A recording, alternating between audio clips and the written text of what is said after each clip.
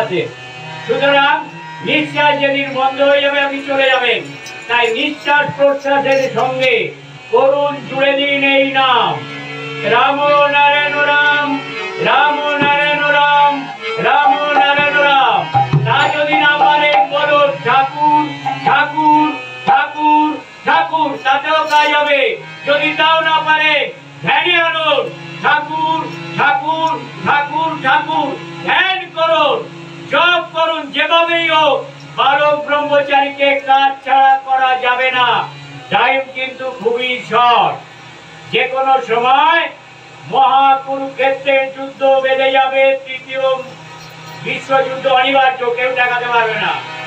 তিনি ধর্মযুদ্ধের সূচনা করে গেছেন, আমরা বুঝতে পারছি না।